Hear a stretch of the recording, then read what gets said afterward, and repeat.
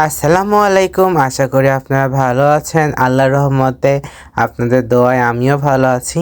তো দেখতে পাচ্ছেন বাসার সব গাছপালা কাটা হচ্ছে, মানে বাড়ির সামনে বাড়ির মধ্যে এই যে ইটও চলে আসছে। আপনারা ইট দেখে অবশ্য বুঝেই ফেলেছেন যে বাসার হাত কাজ দিব আর কি, মানে নতুন করে আর কি বাড়ি বানাবে।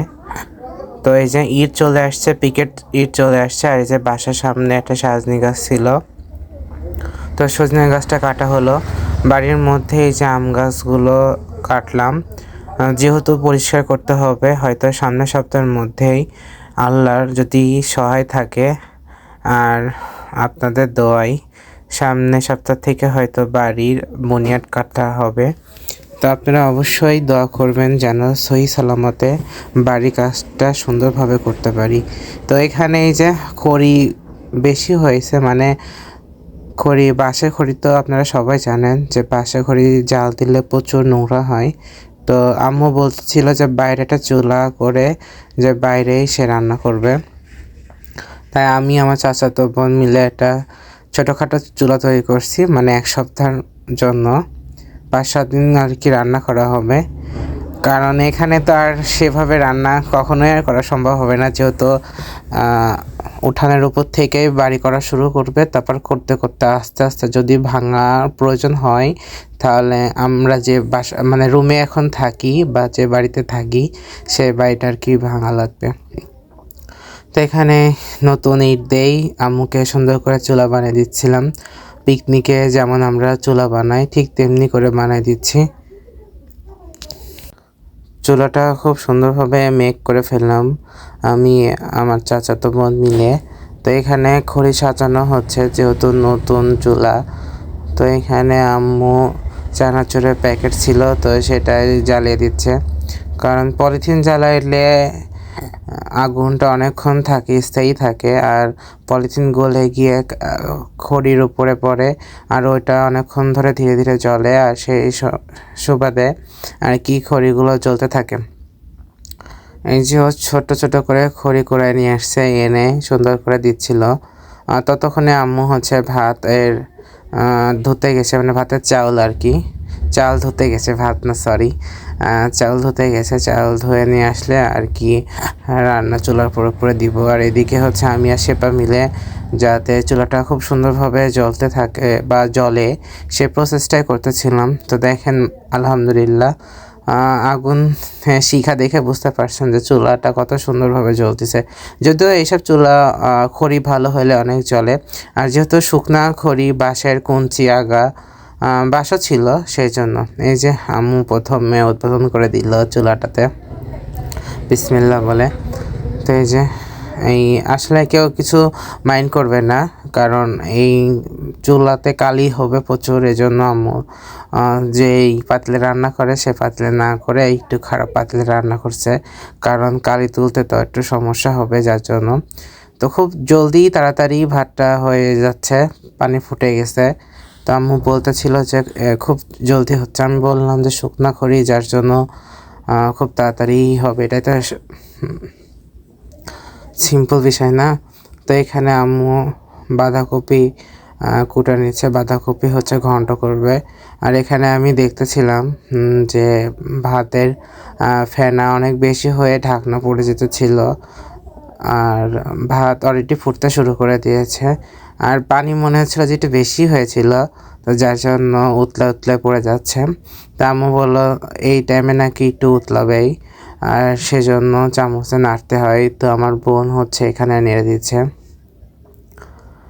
এখানে ছোট ছোট করে শেপা সুন্দর করে খড়ি এনে দিচ্ছিল, খুব ভালো জ্বলতেছিল, বেশ সুন্দর জ্বলছে। তো যাই হোক, এই খড়িগুলো হয়তো বাইরে রান্না করলে শেষ হয়ে যাবে, যেহেতু রাখারও জায়গা নাই বাঁশ খড়ি পাতা, সেজন্য এই চুলায় আম্মু বানাইতে বললো যাতে বাইরে রান্না করা যায়। আর যেহেতু শীতের দিন তেমন একটা সমস্যা নাই, আর সাইডে হচ্ছে টিনের বেড়া ছিল, সেমাই ছিল। তো এখানে বাঁধাকপি ঘন্ট হবে, সব কিছু কেটে হলুদ লবণ দিয়ে তারপরে সিদ্ধ করে নিচ্ছে। এখানে বাঁশের কুঞ্চি দিয়ে দেখেন খুব সুন্দর ধোয়া বের হচ্ছে, মনে হচ্ছিল যে মিনি ভাটা।